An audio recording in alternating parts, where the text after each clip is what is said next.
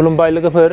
दिनै आं नोंथांमोननो साबथालाय न' बानायनायाव माने सिरिखौ माबोरै बानाय बिनि सोमोन्दै आं गुवारै फोरमायनो हागोन बे भिडिअनि गेजेरजों नोंथांमोना चेनेलाव गोदानबा चेनेलखौ लाइक शेयार खालामनांगौ आरो साबस्क्राइब खालामनानै ला बेल आइकनखौ दामनांगौ जाहाथे जोंनि भिडिअआ नोंथांमोननियाव थाबैनो सहैग्रोयो गोसो होनानै नायलां खामानि होगोन आं इयाव खुन्था थंनै आखिना लाखादो माने भिडिअनि गेजेरजों आखिबा गोबाव जायो नालाय हमना ला इयो खुन्था थंनै साबथालाय न'नि खुन्था थंनै इयो फुटिं जेनेबा इयो बिथा इ हा सिङाव थागोन दे इयो बिथानिफ्रायसो लागोन नालाय दा इ खुन्था बेसेबां डिसटेन्स दङ इयो आं हमना ला 12 फुट लाबाय इयाव इ खुन्थानिफ्राय इ खुन्थायालागि 12 फुट खुन्थानिफ्राय खुन्थायालागि दे इनिफ्राय 12 फुट बा इनिफ्राय नोंथाङा माबाखौ हिसाब लाना दिहुनग्रोना ला ओमफ्राय बे बिथानिफ्राय बे सादखौ बेसेबां गोजौ लागोन बे सादखौ बेसेबां गोजौ लागोन बेखौ हिसाब खालामना दिहुनना लाग्रो जे माने 10 फुट लायोबा बे बिथानिफ्राय बे सादखौ 10 फुटाव लाखियोब्ला इखौ 5 फुटाव राननाव 10 फुटखौ मोननै रानबा 5 फुट जाबाय हमना ला इ गेजेर जाबाय इ गेजेर 5 फुट जाबाय इयाव इ 5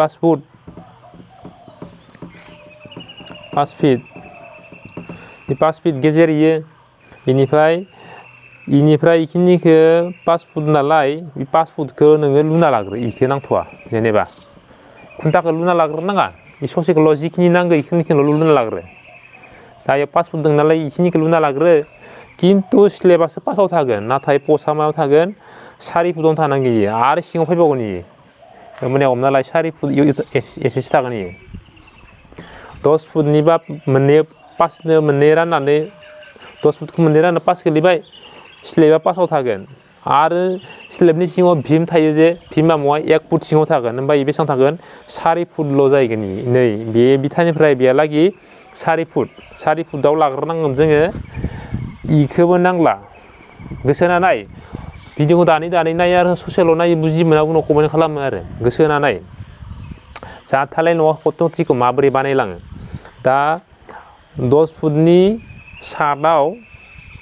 खथखथिखौ बेसेबाङाव लानांगौ फार्स्ट बिथानिफ्राय बेहालागि 4 फुटाव लुना लाग्रो 4 फुटाव लुना लाबाय इनिफ्राय स्टार्टिं जाबोगोनथ' इयो नैनिफ्राय ओरै स्टार्टिं जाबोगोन इयो 5आव थाहैगोन इयो प्लेटआ इ प्लेटसोथ' इनिफ्राय इयाव थागोन जोंनिया भीम थागोन इयाव इ ससेया भीम थाबाय इ जाबाय भीम इयो नैयाव 4 दङ इयो इ 4 फिट इ 4 फिट ओमफ्राय इयो भीमदो स्लेबदो 5 फिट दानिया इयालागि 5 मोनथ' इनिफ्राय इयालागि 5 इनिफ्राय दानिया इयो स्टेपखौ माबोरै दिहुनगोन डाइरेक्ट दै हिसाब खालामना भिडिअ गोलाव जागोन आरो बुजि मोनाबो जानाय डाइरेक्ट होगोन आं डाइरेक्ट खहस आइडियायाव नोंथांमोना माने बेखौ खथखथिखौ बानायनो हागोन आरो डाइरेक्ट बेनिफ्राय बेहालागि 5 दङ नालाय 5 फुटखौ 6 इंसि करे रानबा 1 फुटाव 12 इंसि थायो नालाय होमबा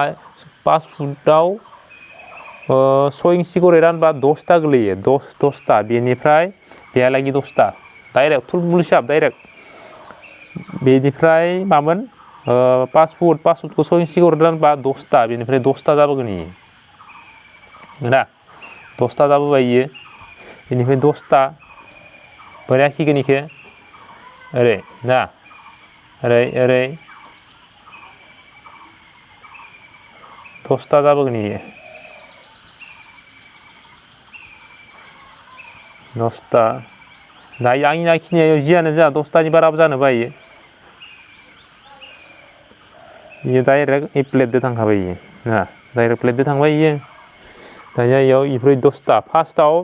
नोंथांमोना मा खालाम भीमनि फार्माखौ देबाय नै भीमनि फार्माखौ देबाय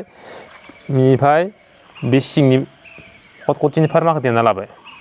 बेखौ देना लाबाय इ देनायनि उनाव रडखौ खाबाय रडखौ खाखांनानै मा होनो 6 इंसि करे नैनिफ्राय इ राइजार नैखौ मा होनना बुङो बेखौ राइजार होनना बुङो राइजार बेनिफ्राय नै मानसि गाग्राखौ आथिं गाग्राखौ मा होनना बुङो थ्रेड होनना बुङो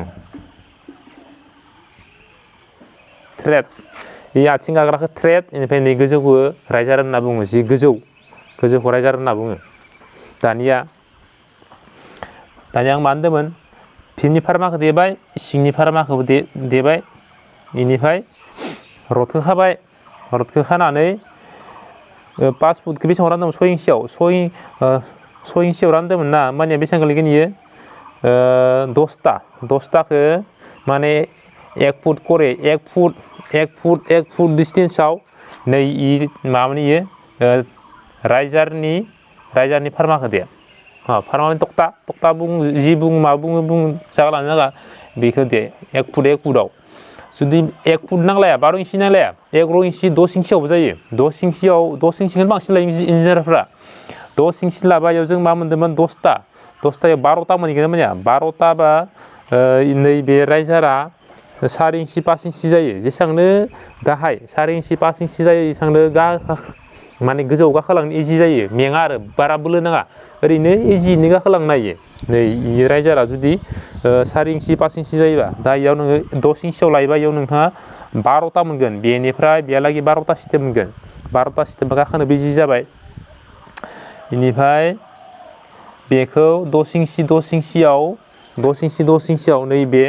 राइजारनि फार्माखौ ना इ राइजारनि फार्माखौ दे बेनिफ्राय नोंथांमोननि आयदायै मथे माबोरै लाखियो नोंथांमोना माबा मोनसे बुद्धि खालामना आयदा खालामनानै लाखिबानो जाबाय जे इ फार्माखौ देजोब्बाय ओमफ्राय साइडनिखौ बुना होबाय बेनिफ्राय सिद्दायै माने नै इनि सादो सा ओरै नै इनि सादो सा 2-3 बा कार्टुनसिम माबा मोनसे देनांगौ माने थाबाय इयो दा इनिफ्राय इयालागि 5 फुट ना इयालागि 5 फुट इ खुन्थानि डिस्टेन्सखौ लानानैसो बानायनांगोन दे जुदि इयो खाथिबा इयो जुदि खाथिबा खुन्थाया खाथिबा नै इखि इसे बारा दिहुनहरनांगोन आरो इखि बारा दिहुनहराबाबो ओरै खेंख्रायै लाना थांनांगोन इ जागा लाना जागा इखो खामानि मावनायनि लोगोआव सोनारगोन इयो बेनिफ्राय इयो फैबाय 5 फुटाव फैबाय जोंनिया बेसेबांमोन इयो 10 फुटमोन ना इ डिस्टेन्सआ बेसेबांमोन 10 फुटमोन 10 फिटनि होनबा इयालागि 10 फुट दङ नालाय आथायाव 5 फुट जाबाय इयाव 5 फुट इ 5 फुटनिफ्राय इखौ लांलायबाय ओरैहाय इ लांबाय इखौ लांखांनानै इ खुन्थाखौ उनाव थालिनो हाबाय थालिबाय इयो समान जानांगोनथ' ओमफ्राय इबो बिदिनो थांबाय इयो खैथा मोनदो इयाव 12ता मोनदोबा इयावबो 12ता मोनहैसिगोन इयावबो 12ता मोनहैसिगोन ओरै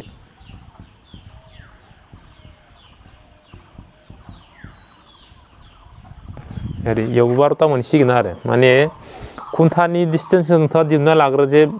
सादखौ बेसेबां गोजौ बानायगोन जुदि 10 फुटाव लायोबा 5 फुटाव थानांगोन बे स्लेबा 5 फुटाव थायोबा भीमा बेसेबां थानांगोन 4 फुटाव थानांगोन इयाव 4 फुटाव बेनिफ्राय इ 5 फुटाव थाबाय इखौबो लाना थांबाय इयाव थांबाय इ सानि गोजौनि जाहैखाबाय गोजौनियाथ' आरो भीमा थाखागोनानो इयाव दा खटखटि बानायनायनि आइडिया बेनो फार्स्टआव गोजौखौ दिहुनना लाग्रो खै फुट लागोन 10 फुट लागोन 11 फुट लागोन बेनिफ्राय 10 फुटनिबा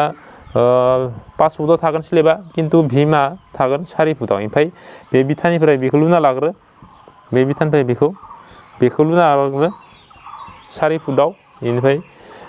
भीमनि फार्मा दे इनि खटखटिनि फार्माखौ दे रदाखा आरो साइडनि फार्मा दे आरो बे राइजारनि फार्मा दे थ्रेडा धालायदों जालांखागोन